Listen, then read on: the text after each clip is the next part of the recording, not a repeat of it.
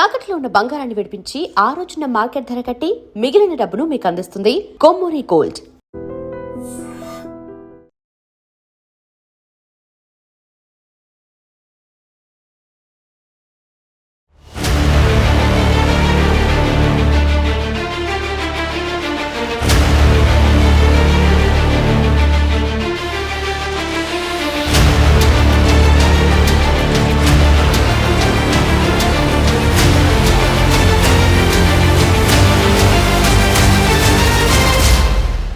Hello viewers, welcome to I dream media.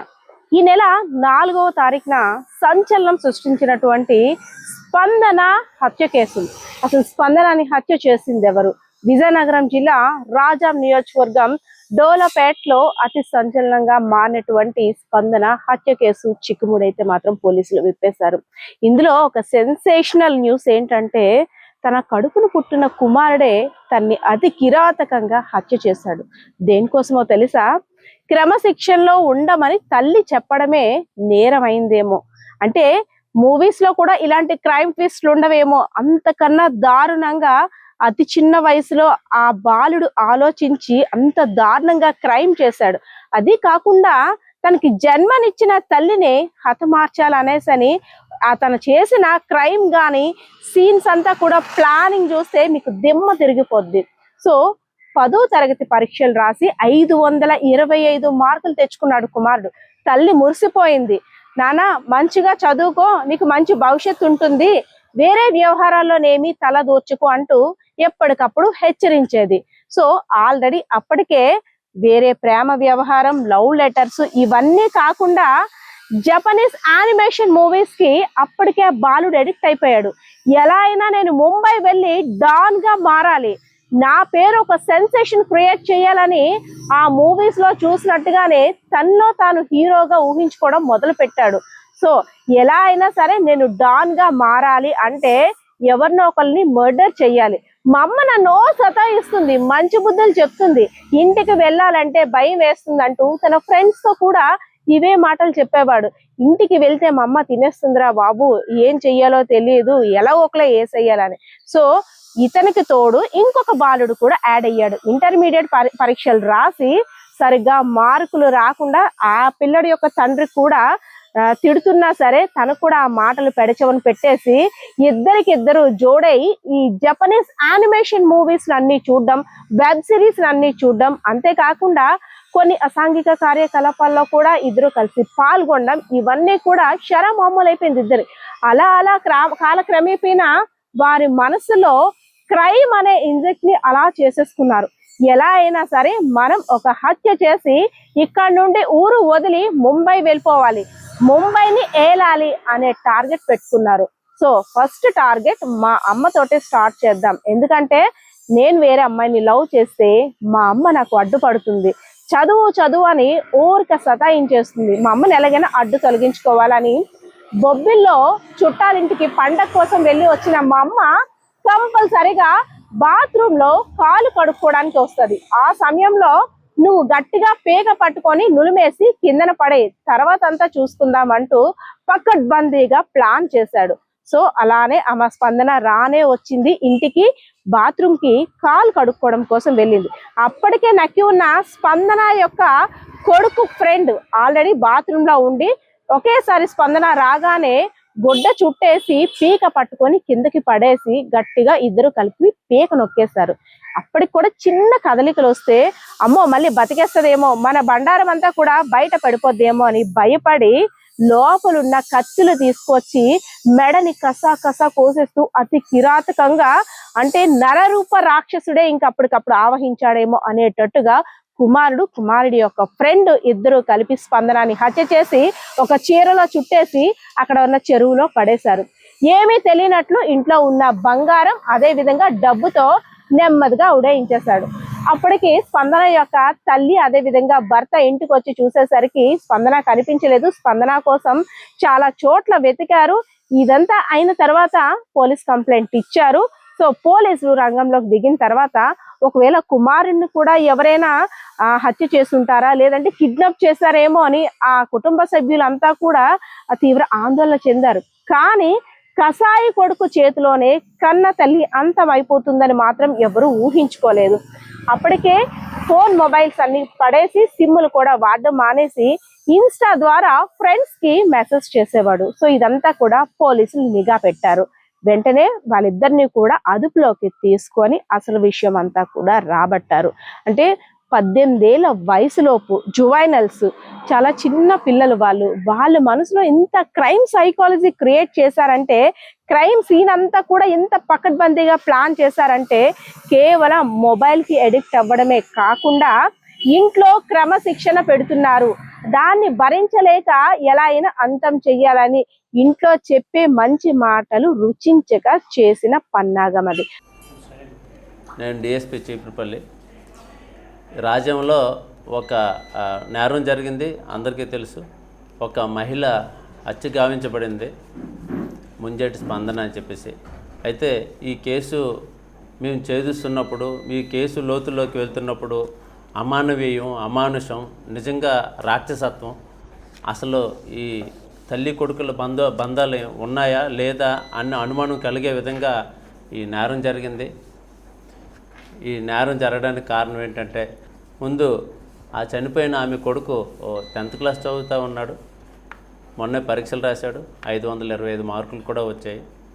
అయితే ఇంట్లో తల్లి ఎక్కువ కట్టుదిట్టంగా పెంచడం కూడా తప్పులాగా అనిపించింది కుర్రోడికి. ఇంటికి వచ్చినప్పుడు కాళ్ళు కడుక్కోమని, లేకపోతే ప్రతిదానికి రూల్స్ అన్ని రెగ్యులేషన్స్ అన్ని పెట్టడం, ఆ అబ్బాయి తీవ్రంగా మనస్తాపానికి గురయ్యాడు. అంతేకాకుండా ఎవరో ఒక అమ్మాయిని ప్రేమిస్తున్నానని చెప్పేసి లెటర్ రాసుకున్నాడు. ఆ విషయం తల్లికి తెలిసిపోయి ఇంకా ఆ అబ్బాయి మీద మరింత ఆంక్షలు అన్నీ పెట్టడం వల్ల ఆ అబ్బాయి తీవ్రమైన మనస్తాపం చెంది, ఈవెన్ కొంతమంది ఫ్రెండ్స్ దగ్గర కూడా ఒరే మా అమ్మ చాలా టార్చర్ పెడుతుంది, దాన్ని ఎలాగైనా సరే మేము లేపియాలరా అని స్నేహితుల దగ్గర కూడా అని అవకాశం కోసం చూస్తూ ఉన్నాడు. అయితే అదేవిధంగా ఇంకొక అబ్బాయి ఉన్నాడు. ఆ అబ్బాయి ఇంటర్మీడియట్ చదువుతూ ఉన్నాడు. వాళ్ళ ఇంట్లో పరిస్థితులు బాగలేవు. వాళ్ళ తండ్రికి వేరే స్త్రీతో సంబంధం ఉన్నట్టుగా ఆ మిషన్ మీద వాళ్ళ ఇంట్లో చాలా గొడవలు జరిగాయి. ఆ అబ్బాయి నెగ్లెక్టెడ్ చిల్డ్రన్ అంటారు ఇంగ్లీష్లో పరిభాషలో. దాంతో అతను కూడా ఏంటంటే బాగా వెక్స్ అయిపోయి ఉన్నాడు. ఈ వ్యవస్థ మీద దీని మీద వెక్స్ అయిపోయి ఈ కోపం పెంచుకొని ఉన్నాడు. ఆయన ఏంటంటే ఫ్రెండ్స్ దగ్గర మిగతా వాళ్ళ దగ్గర చాలాసార్లు అన్నాడు, నేను ఎప్పటికైనా ముంబై వెళ్ళి మాఫియాలో జాయిన్ అయిపోతానని చెప్పేసి ఆ ఫ్రెండ్స్ దగ్గర కూడా చెప్పడం జరిగింది.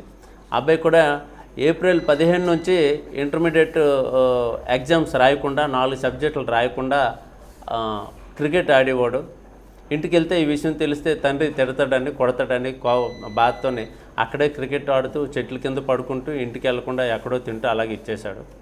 వాళ్ళిద్దరు ఆ క్రికెట్ ఆడే సమయంలో మొదట అబ్బాయి, ఈ రెండో అబ్బాయి ఇద్దరు కలుసుకున్నారు. ఒకరి కష్టాలు ఒకరు తెలియజేసుకున్నారు. తెలియజేసుకుని ఎలాగైతే ఏం చేయాలి, ఎలా చేయాలంటే ముందు మా అమ్మని ఇచ్చేసేయాలని చెప్పి వాళ్ళు అనుకున్నాడు. ఆయన కూడా నేను ఎలాగైనా సరే మాఫియాలో జాయిన్ అవ్వాలని చెప్పి ఆయన కూడా అనుకున్నారు. అయితే దీనికి ఏం చేయాలని చెప్పి ఇద్దరు ప్లాన్ చేసుకొని వాళ్ళ ఇంటికి వెళ్ళి అనుకున్న ప్లాన్ ప్రకారం వాళ్ళ అమ్మ అప్పుడు ఇంట్లో లేదు. బాత్రూంలోనే ఎలాగైనా సరే మొదట మా అమ్మ కాళ్ళు కడుక్కోవడానికి బాత్రూమ్కే వస్తుందని చెప్పి ఇద్దరు మాట్లాడుకొని ఇంటర్ చదివిన అబ్బాయి బాత్రూంలో దాక్కొని ఉన్నాడు. వీళ్ళ అమ్మ రాగానే అక్కడ ఇద్దరు దాడి చేశారు. ఇద్దరు దాడి చేసి ఎవరైతే ఇంటర్మీడియట్ చదువుతున్నాడో అబ్బాయి మెడ పట్టుకున్నాడు, కుడి చేత్తో మెడ పట్టుకొని కింద పడిపోయారు. ఆవిడ కేకలు వేస్తూ ఉంటే ఎడమ చేత్తో ఆమె నోరు మూయడం జరిగింది. నోరు మోస్తూ ఉంటే ఆవిడ ఆ చేతిని గట్టిగా కొరకడం జరిగింది.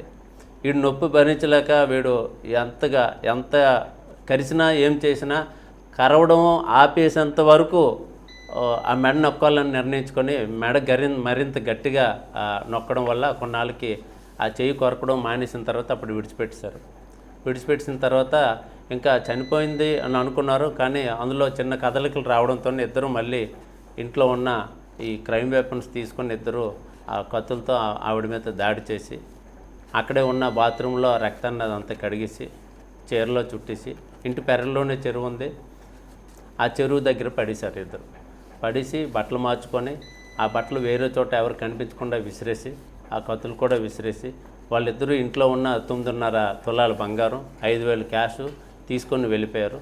వాళ్ళు అనుకున్న ప్లాన్ ప్రకారం ఏంటంటే ముంబై వెళ్ళారు, అలాగే విశాఖపట్నం వెళ్ళారు, పలాస వెళ్ళారు. రకరకాల ప్రాంతాల్లో తిరిగితే వాళ్ళని మేము చేసినప్పుడు వాళ్ళు తెలివిగా ఏంటంటే ఆ తల్లి తాలూకా ఫోను కొడుకు దగ్గరే ఉంది, అందులో ఉన్న సిమ్ కార్డు ఉంటే పోలీసులు దొరికిపోతామని చెప్పి సిమ్ కార్డు కూడా తీసి పడేశాడు. అదేవిధంగా ఇంకో ఇంటర్మీడియట్ అబ్బాయి దగ్గర కూడా సిమ్ కార్డు లేని ఫోన్ ఒకటి ఉంది. వాళ్ళిద్దరూ అప్పుడప్పుడు కొంత ఫ్రెండ్స్కి ఇన్స్టాగ్రామ్లో మాత్రమే మెసేజ్ పెట్టేవారు. ఇన్స్టాగ్రామ్ మెసేజ్ పెట్టి తద్వారా మేము నెమ్మదిగా చేసాం. వాళ్ళు తిరుపతి వెళ్ళినట్టు తెలిసింది. తిరుపతిలో తిరుమల తిరుపతి వాళ్ళ పోలీసుల సహకారంతో వాళ్ళు పట్టుకొని అరెస్ట్ చేయడం జరిగింది. పట్టుకున్నాం. తర్వాత వాళ్ళ దగ్గర ఉన్న బంగారు కడియం, కత్తులు వారి ద్వారా రికవరీ చేయడం జరిగింది. ఏదేమైనా దీంతో తల్లిదండ్రులందరూ